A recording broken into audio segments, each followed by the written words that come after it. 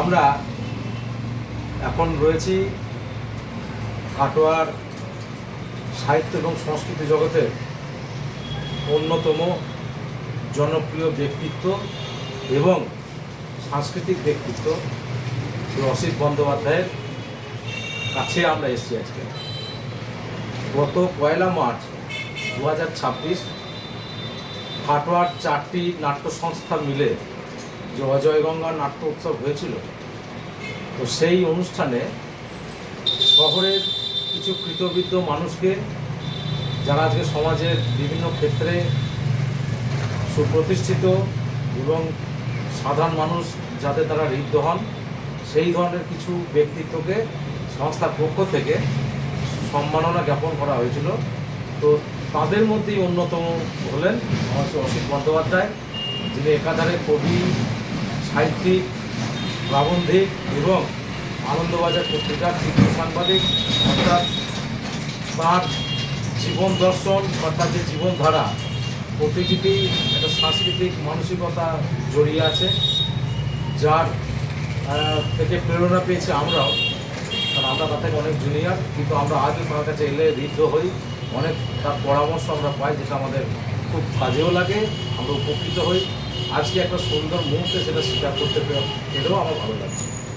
তো আমরা এখন সেদিনকে যে সমস্ত ব্যক্তিত্বদেরকে সম্মাননা জ্ঞাপন করা হয়েছিল, অসিত বন্দ্যোপাধ্যায় তাদের মধ্যে একজন ছিলেন, কিন্তু তিনি সেদিন ব্যক্তিগত কাজের জন্য উপস্থিত থাকতে পারেননি।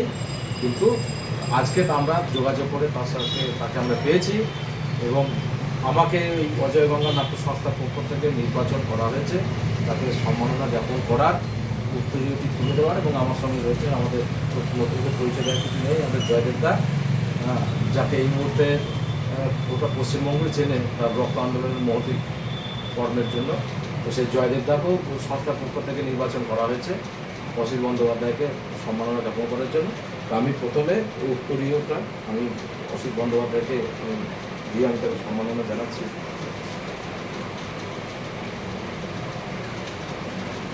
আচ্ছা, এইবার নাট্য আলাপনের নাট্য সংকলনের একটি বই তারা প্রকাশ করেছিল, সেই বইটাও আমরা অসিত বন্দ্যোপাধ্যায়ের হাতে তুলে দেবো সংস্থার পক্ষ থেকে। তো সেই বইটা তুলে দেবে জয়দেব দত্ত।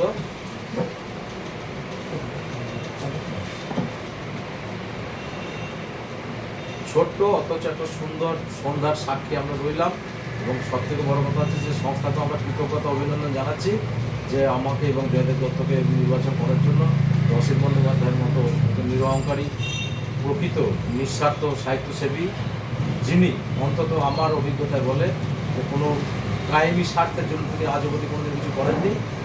তিনি যে সাহিত্য সেবাটা করেছেন এবং পেশাগত জীবনে তাকে আমরা দেখেছি যে অত্যন্ত ক্ষুদ্র বিষয়গুলো তিনি অত্যন্ত গুরুত্ব সহকারে তার কাগজে প্রকাশ করেছেন, শুধুমাত্র এই কাটোয়া শহরকে হাইলাইট করার জন্য, কাটোয়া শহরের বিভিন্ন সংস্থাগুলোকে মানুষের নজরে নিয়ে আসার জন্য। তো তার এই অবদান আজকের মানুষ হয়তো বুঝতে পারবে না, কিন্তু আগামী দিনে কিন্তু তার মূল্যায়ন হবে এবং সেদিন কিন্তু সহকর্তা বুঝতে পারবে যে তিনি কাটোয়া শহরের জন্য কী করেছিলেন। এটা কোনো চাট্টকারিতা নয়, এটা তার সামনে তাকে ওপরে তুলে দেওয়া নয়, এটা আমাদের আন্তরিক উপলব্ধির একটা প্রকাশ মাত্র। নমস্কার, ধন্যবাদ।